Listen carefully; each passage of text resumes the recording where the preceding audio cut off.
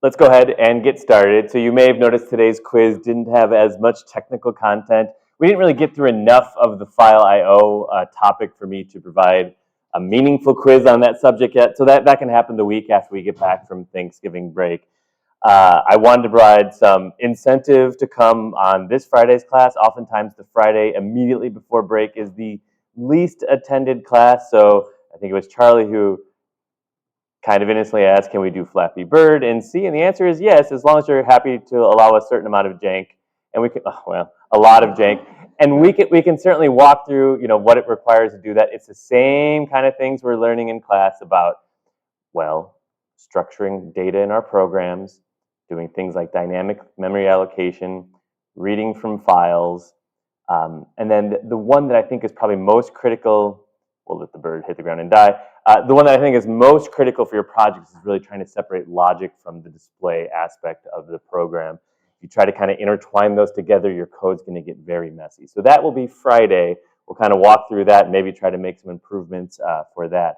But part of that does require a decent amount of file I/O as well. So we'll go through a couple of exercises, try to understand it in a little bit more depth than where we got to on Monday.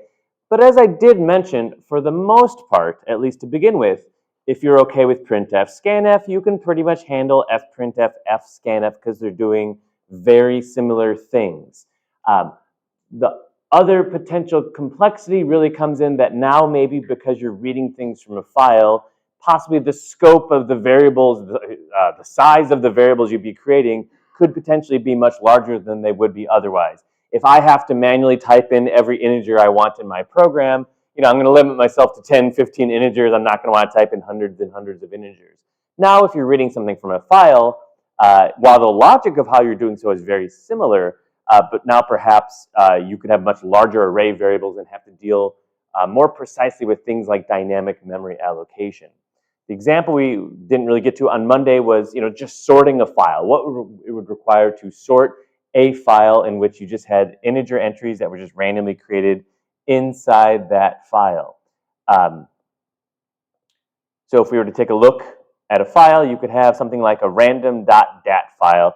And I don't remember when I created this, but I created this and it's just got 100 random, relatively small integers inside it.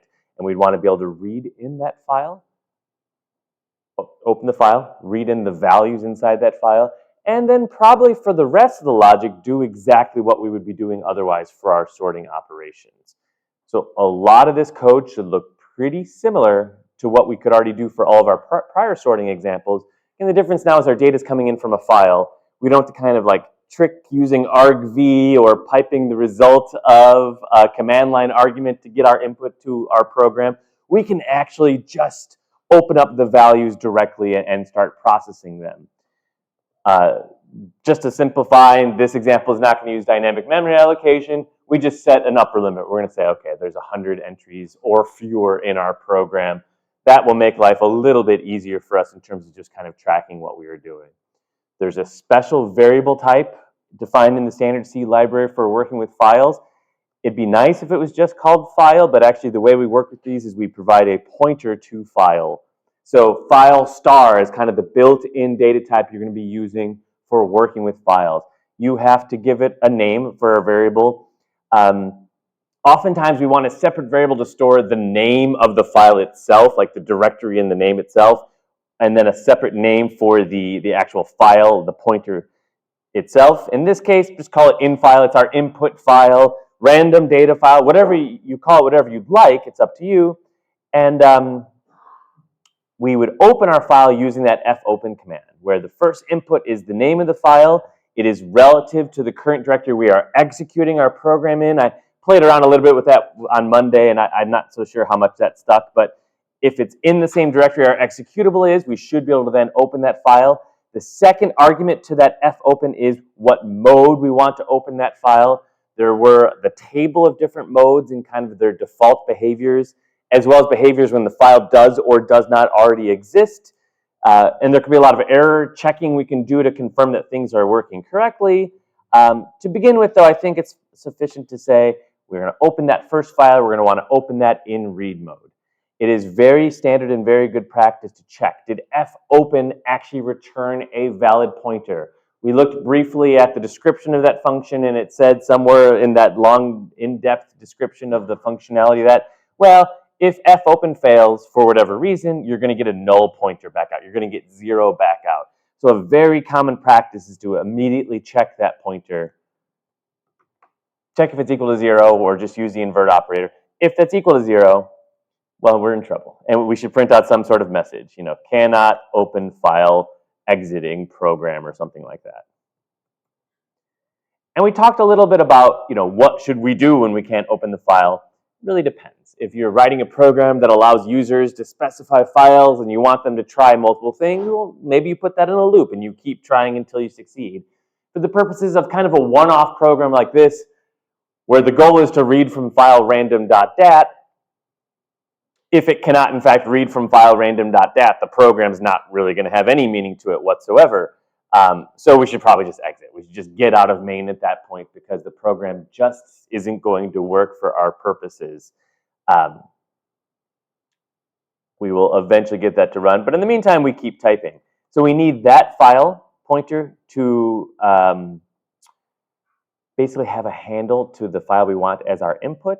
We also want to then have a separate file pointer, although not strictly necessary. I think it's meaningful to have a variable in our pointer to keep track of what our input file is going to be, and just create a second variable to keep track of what our output file is going to be.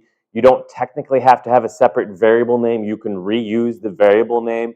But in this case, there's very minimal saving in doing so. So we could say out file is going to be our output file for the sorted data, and we could call that something like sorted.dat. This one, though, is a file we're going to be writing to, so we would want to open that file in write mode. And we'd want to do something very similar in terms of error checking that actually worked properly. The error message isn't all that useful. Of course, it's not printing out anything right now because it just says cannot open file. We could specify the name of the file it can't open. We can also talk about what the default behavior does then. So when we open a file in write mode, if that file did not already exist, unless you have some issue with the permissions in your directory and you can't actually create a file with that name, invalid characters in the name or something, the default behavior is it's going to create a file, and if there was a file already, it's going to kind of zero out or delete all the contents of that file. So we have now 2 files in our system. One is the input random.dat.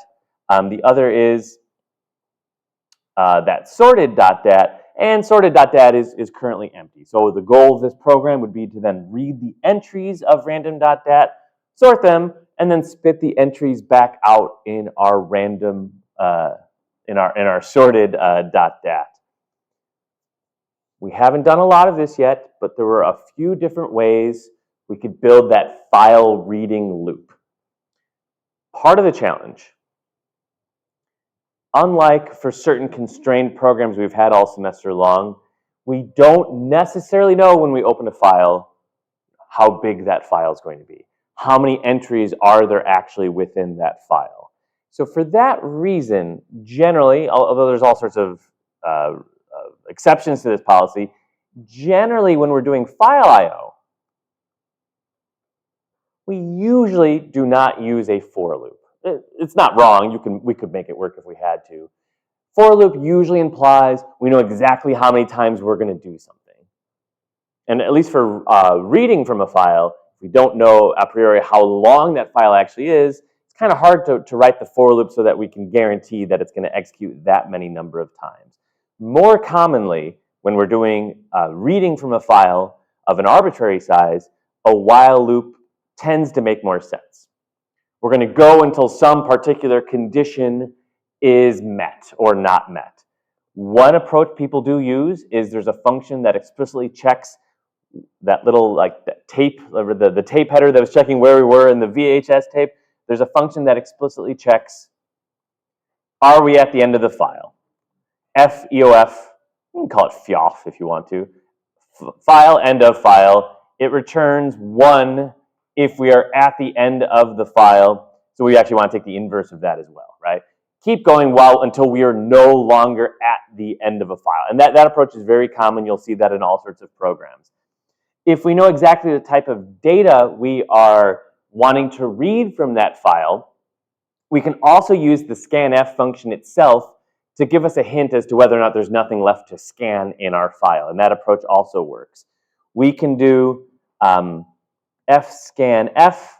which again syntactically is identical to scanf, except that first input is the actual file pointer we're reading from. In this case, we need to know,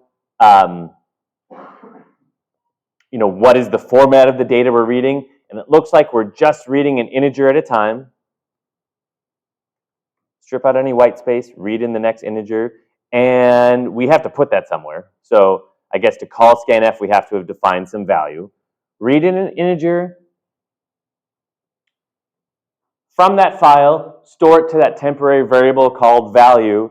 And while we didn't use this feature all that much so far this semester, scanf family of functions actually return back out how many things did it match.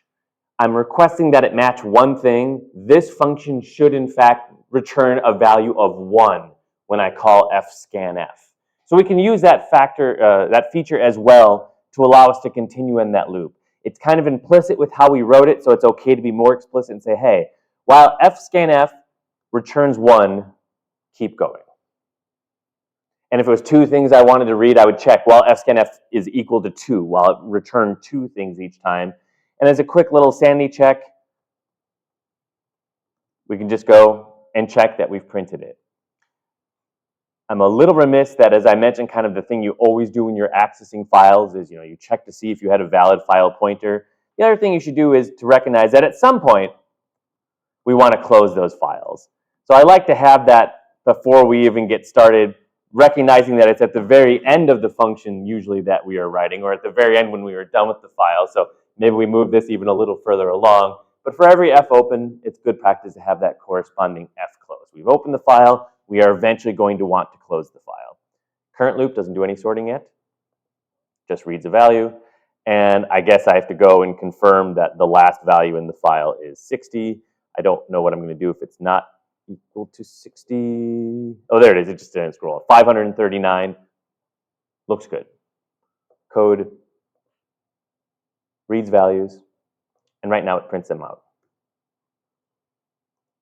They're unsorted.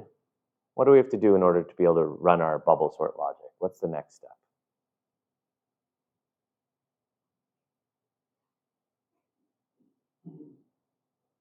Grab a single value right now, put it in a variable. We're printing it out. I just commented out that line. What should we do next?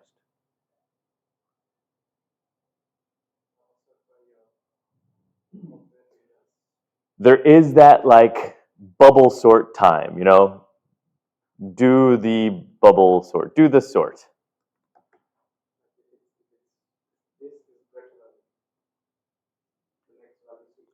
And it's not going to exactly be copy paste because I don't have it handy to copy paste. But we've written that code a few times this semester, right? Doubly nested for loops, check this value next to this value, swap them if they are in the wrong order for however we define our order. For this code, the way we've set up this problem, we can't do that yet. What do we have to do before we can get to that point?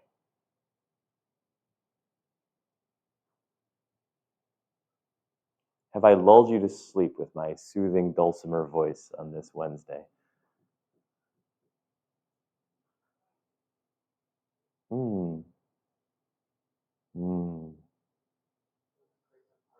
We have to create or use the array. Thank you, Oscar. I appreciate you today. We have to create or use the existing array that we have there. At least that is how we've been sorting more than 5 values at a time. Yeah, if I knew this was just 3 or 4 or 5 values, who cares about an array? The way we scope this problem is length is 100. I could change that to 10,000 and it wouldn't change a single line in the program, right? But we want to put things in an array. We could create some sort of count variable to keep track of how many things we have that have been put inside the array. And we already have the value we want stored as value. Let's go put it in the array and increment count as we go. You could have incremented count on the next line, but that's fine. Use the current value of count so we know it starts at 0. Update the array with that value that we just read. So before we can do the sorting, we actually have to have somewhere where the values are actually stored to be able to do the sorting. This part, while it's not the most optimal algorithm, works for our purposes, a J loop, and while there were 100 entries, this should work if there's fewer than 100 entries as well. We decided that we can actually do J equals I, we decided, right? No, it's J equals 0, J is less than count minus I minus 1. That's how we've been doing our bubble sorts. Now we have our actual comparison. Compare the neighbor to the one next to it. If array of J is in fact greater than array of J plus 1, do the swap.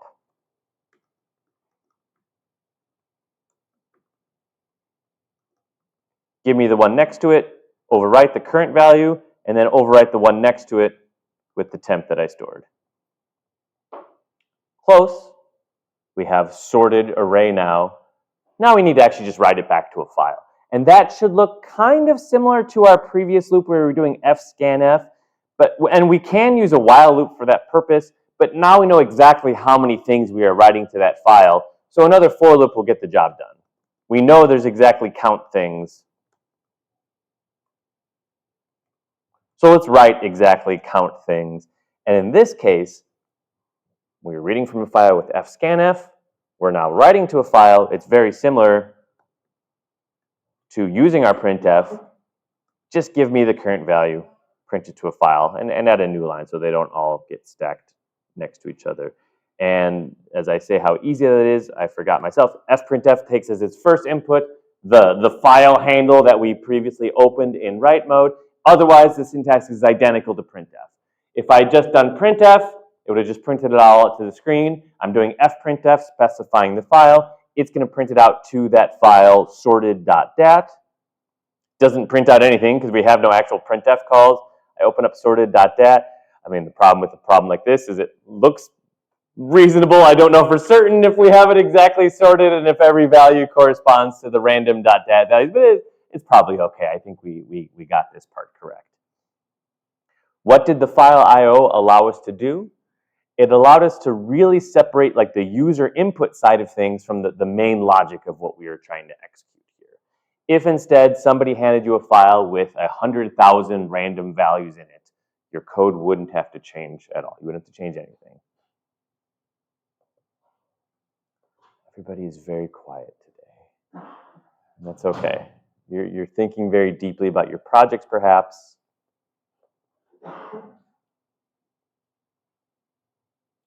I have a little aside here about format strings and the different flags that are available for the specifiers. This starts to become a little bit more important, although it's the same as what we already have for printf, scanf, when we think about writing things to a file, because for certain kind of agreed upon formats of what a file should hold, it's not necessarily sufficient to say, I'm going to write an integer to a file, or I'm going to write a float to a file.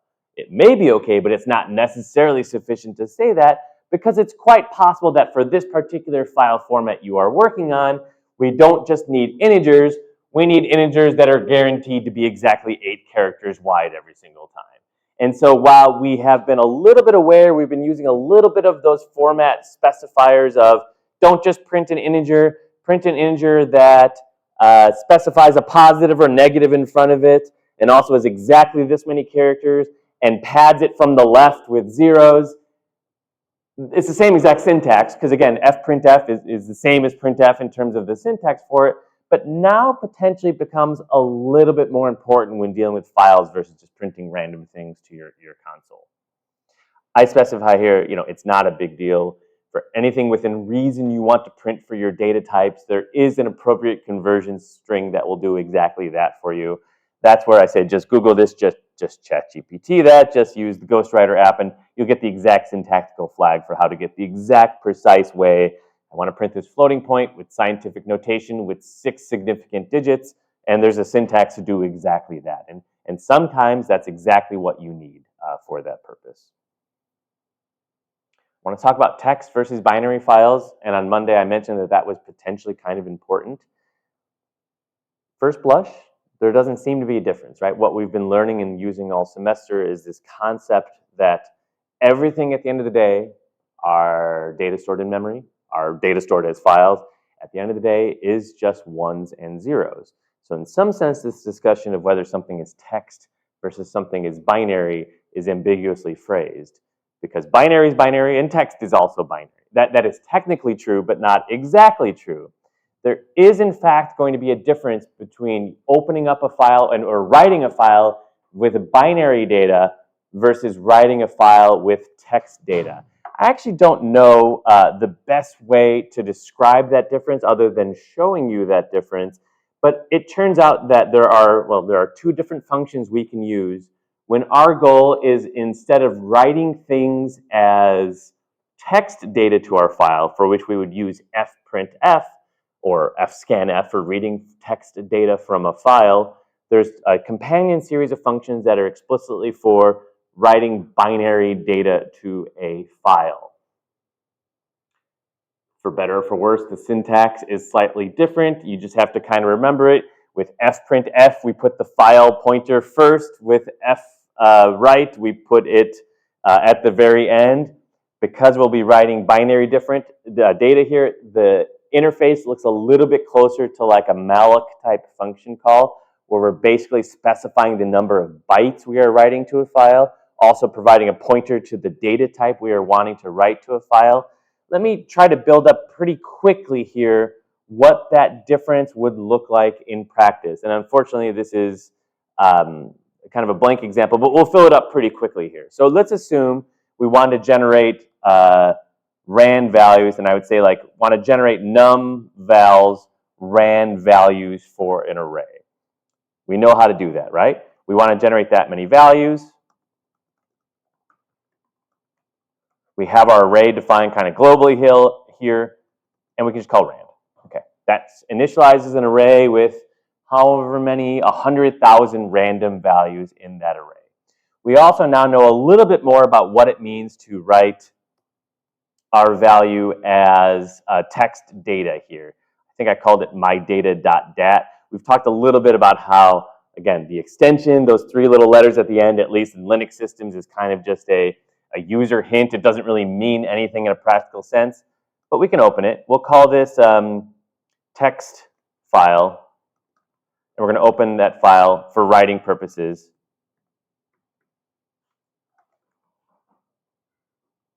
And in a second, we'll create our binary file. And we're also going to explore writing data as binary data, that same exact data, to a different file.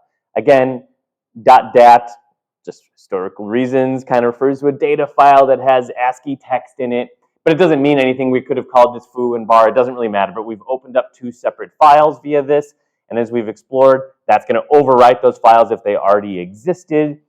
We should do the code that checks if the file pointers are valid, but we've done it before. We don't have to do it right now. If I wanted you to write that entire array in our conventional text mode to that file, I hope that you'd be able to do it.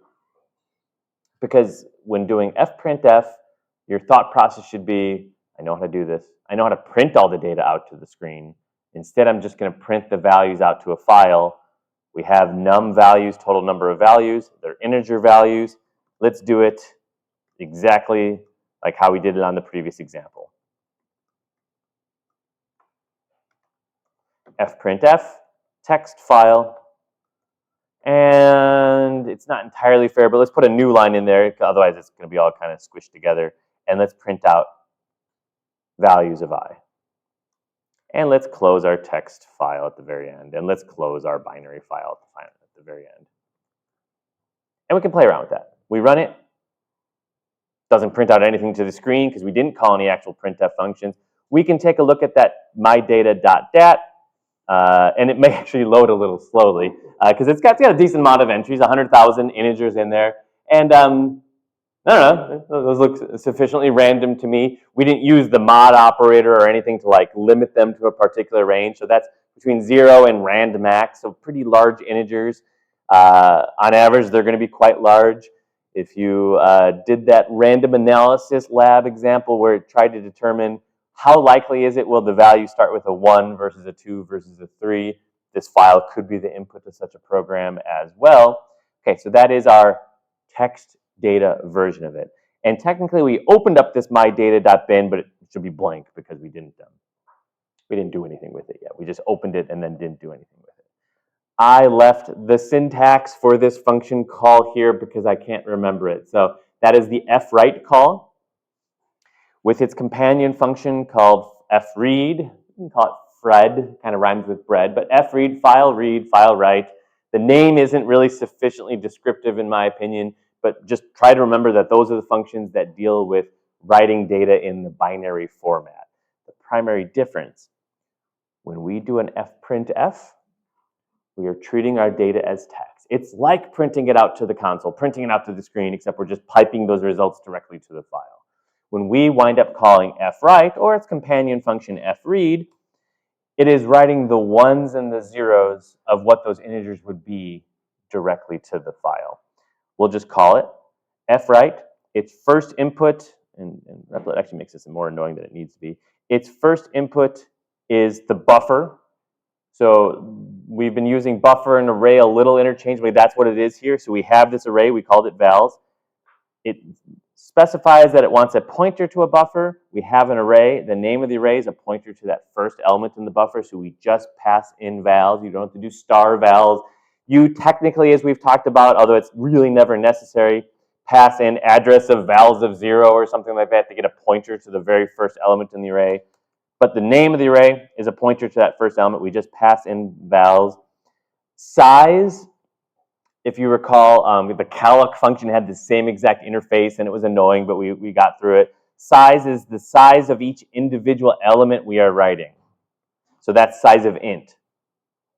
Count is the number of those things we are writing. That's num vals. And then finally, for whatever reasons, as the last input to this function, what file are you actually writing that big buffer of things to? So you see some value, potentially.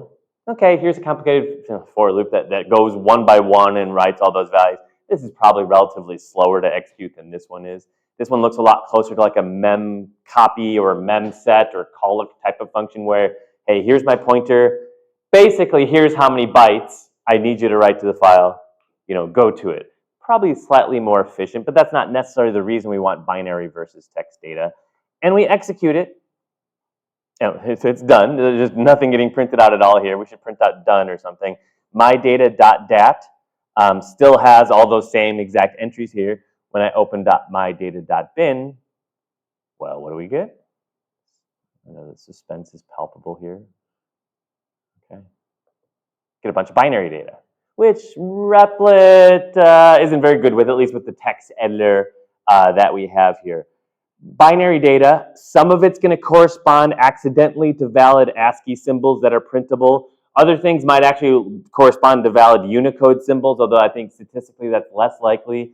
And the rest is going to look like junk, right? And when you look at a binary file in a text editor, we've all maybe done it accidentally before, you get back out junk. We can always, if we so choose, I don't recall if it's installed, use like a hex editor. Looks like it's installed. We can use a hex editor to more carefully inspect just raw binary data. In this case, it's not going to tell us that much other than, the ones and zeros are in fact random and, they're corresponding to integers. So you can always pass in the name of that file. It's going to be big, so I'll pipe it to the less command to let me pause the output. And all this shows is, frankly, not really all that much, but yes, it is in fact binary data now being displayed in hexadecimal form here. But it is random integers, so it's just going to look like random data either way. So those are two different interfaces to writing to a file. Performance-wise, there could be some modest differences there, but we haven't been hyper-optimized about performance this semester. We can see the downside, I think, of the binary format for writing data. We see it right in front of us. I would call this the downside of reading and writing binary data in our files here. It's hard to figure out what's going on. You write code to read from this file and it doesn't do what you hope it's going to do. Well, you got to write a lot of debug code yourself to kind of understand what was the actual data. Am I even reading it properly? Versus at least, the downsides of this are also, I guess, clear. But at least here I know, okay, I'm writing a program to process this file. If the first value I process is not that arbitrary value there, I have done something wrong, and I can look in the file and figure out, yeah, on line 23, this is where my program breaks for whatever reason. Let's take a look. Let's look at the data and debug that directly. You technically can still do that with binary data, but it's going to be harder, right? You have to kind of reverse engineer what the ones and zeros were meant to correspond to. And there's that extra layer of kind of almost obfuscation between your data and the code that you are writing. So why do we even do this? Anyone care to hazard a guess? Why do we even have like this binary data format?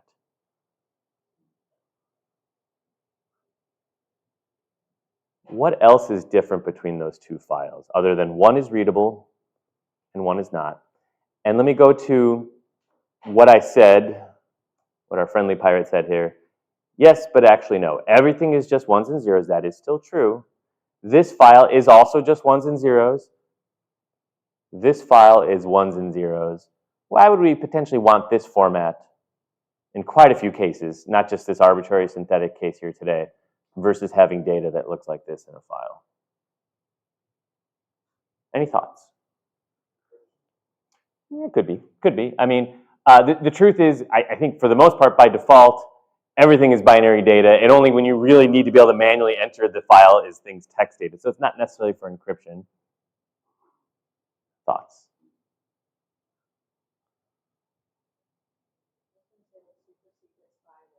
Could be super secret spyware stuff. Well, it doesn't keep the spy away for very long because he just calls fread, or he or she calls fread versus fwrite, and they get the data back out. So certain spies, but not your typical spy. The size of the files are going to be significantly different. And not only that, it's not just a size issue. How big is this file of 100,000 integers in text mode? We have to measure. We can't say for certain. Because how big is it? Well, again, everything is ones and zeros. Maybe this point was too obvious, and that's fine too. Everything is still just ones and zeros in this file. We could do an XXD on that file as well. It's still just ones and zeros. But those ones and zeros are corresponding to what? You may recognize some of the numbers here. 32, 31, 35, 39, all hex. Those are ASCII characters, right? I mean, I think we know that, right? Those are entries in our ASCII table corresponding to numbers, and there should be new line character, which I think is, what is the new line character? 10. So OA should be every one of those new line characters, because those are just the entries in our ASCII table. So every so often there should be OAs in there, but the rest is just 3, 4, 5, just the numbers that correspond to those corresponding entries in our ASCII table. How big is that file? Well, we can kind of guess. These are random numbers, 1, 2, 3, 4, 5, 6, 7, 8, 9, 10, 11, plus maybe 12 for like the new line character, which I think you would need to be able to parse this file consistently. You need one more character. So that's, each of those is a byte. So to store just the value of 1 here, we need a byte. To store the next digit, we need another byte, etc.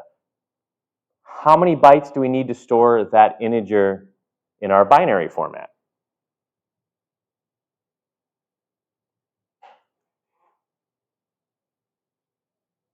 This is not a rhetorical question. I could turn it into one. For a single integer, we're storing just the ones and zeros that encode that integer. How many bytes is it? You're holding up fingers. I don't know if that's the answer, or how many? 4. Well, in this system, at least it's 4. We've talked about it. Could be more. It could actually be less. It is actually specifically size of int number bytes. So if we want to compare the files, we can see mydata.bin is significantly smaller than mydata.dat. And smaller is one feature. We could probably come up with a scenario where, in fact, the mydata.bin would be larger than mydata.dat, because the size of mydata.dat is a function of how many ASCII characters we need. Well, if I change this program to instead be from ran to be ran mod 10, where every integer is now a value just 0 through 9, plus the new line, then that file should be, well, I got to go back to this line, should be exactly 2 bytes long, because you need a single byte for the character and a byte for the new line. Has anything changed in the binary format? Thank you. So it's not just a size issue necessarily, but it's also you know exactly how many bytes. So we go back to this issue of I'm reading from a file, how do I know exactly how much I need to read? When you use this binary format, you can at least provide a very simple piece of information that says you're going to read 100,000 integers, and it's going to always be exactly that many number of bytes, no matter the actual content of those integers. So that's one reason. So a couple of reasons we've gotten to now: super secret top spy stuff, possibly a simpler interface for writing a big block of data at a time, potentially smaller file size, although we just came up with a counterexample where in fact it was larger, but certainly consistent amount of storage. Your integer will always be that many number of bytes on that system. So when you read it, you'll know exactly how many number of bytes you need to store this file, how many number of bytes you need to be able to read from that file at one given time. But that leads us to a kind of important discussion of, okay, really those four functions get the job done by and large, and some of their supporter functions. So your fopen, fclose, your fprintf / fscanf, and then your fread, fwrite are pretty much it. As a programmer, your task is really then to understand, you know, what should we actually be writing to a file? And how can we help ensure that others can actually read the files that we are choosing to write? So when we talk about file formats, that is a different discussion than this topic of file extensions. File extension is what we call the file after the dot. myfile.dat. Dat, D-A-T, is the file extension. In Windows, that may help choose a specific file opening utility. In Linux, it doesn't do anything. It's just a way of providing some hint as to what the file might contain. A file format is an agreed upon quasi or proper standard deciding on what method should be used to encode information in a particular file. So when you think of file format, think of things like a PNG file for our images, or a PDF that I ask you to upload to Canvas every so often, or a zip file as a file format. That file format is going to be a way of describing things like how the data should be encoded. Should this block of integers be in ASCII format, or should they be in binary format? What type should I be writing floats to the file, or should I be writing integers to the file? Things like size information, right? In this part of the file, there'll be a value of n that you have to read in, and then there'll be n integers following that value of n that you would next be reading in. It's not always obvious to automatically know what file format you're working with. If everybody follows kind of an agreed upon naming convention for the extensions, but a lot of that is all just kind of ad hoc and built up over time, and there isn't a single file format naming committee out there. So things like .png can be helpful, and certain operating systems kind of take that into account when trying to figure out how to open up a file. But capital PNG, you know, capital P, lowercase ng, and for other file formats, there's different names we can provide for it. So at least on those systems, that extension is an attempt to provide a stronger hint as to what file format something is. Some of the file formats themselves also just have a way of specifying very early on in the file what this format is going to be. So in Linux and Unix back in the day, there's this concept of magic numbers, which would oftentimes just be the very first 2 bytes in the file would specify, here's what this file is going to be. So just for example, and you can try it out yourself, all JPEG files begin with those 2 bytes. Try it, open up your file in your hex editor, change those 2 bytes, and all of a sudden Windows is going to really have some trouble with it. PDF, I believe, begins with ASCII text, even though it's a pretty much binary format these days. It always starts with % PDF in the very first 4 bytes in every single PDF file. I say ad hoc standards that not necessarily controlled by one entity, not really formally written down for many of these in like agreed upon documents, but kind of just built up historically over time to be able to understand what does it mean to have a file of this particular format. And we have done a little bit of that this semester when we were playing around with CSV files. If you remember, the Run Analyzer project took a CSV file as input to GNU-plot to kind of play around with it. We weren't ready to do that in our C programs then, but now we probably wouldn't have any trouble doing that in our C program directly. This is a good example of an ad hoc standard. There is no CSV committee that gets together and agrees every year what should be in the particular CSV file format. but it has been used for enough generations now that people generally can write software that can parse most types of CSV files.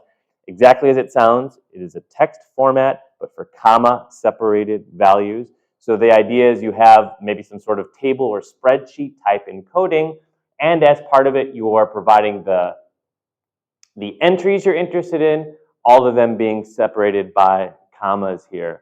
Even that can get a little complicated. And writing software and certainly trying to do it in C to handle sort of arbitrarily created CSV files, I don't think is a trivial task. Because things can happen where you can have intentionally missing entries, and how do you handle that in your program? Or you can have entries that have lots of commas in them themselves, and how do you detect that that is not separate entries, but one entry that has multiple commas in them. But assuming a relatively well-formed, well-behaved CSV file format, we should be able to write a parser in C that allows us to read this in and do something with that data. Sort the values, print out the data, analyze the data in some way, shape, or form. So that'll be Friday's exercise before we jump into our Flappy Bird example again. Parsing an arbitrary CSV file is kind of challenging. A very specific CSV file is something we should be able to handle, which is if I tell you that here's the file you have to handle, and here's the format it's going to have, we should be able to, using our fscanf capabilities, plus a little bit of how we want to structure our data, we should be able to build up that functionality and understand what each entry in the file is going to need to have. We typically can't start coding until we understand what's in the file in the first place. We'll leave things here for today. Come back on Friday for Chicago Cubs CSV parsing and Flappy Birds, which also involves CSV file parsing. So you get 2 CSV parsers for the price of 1 on Friday.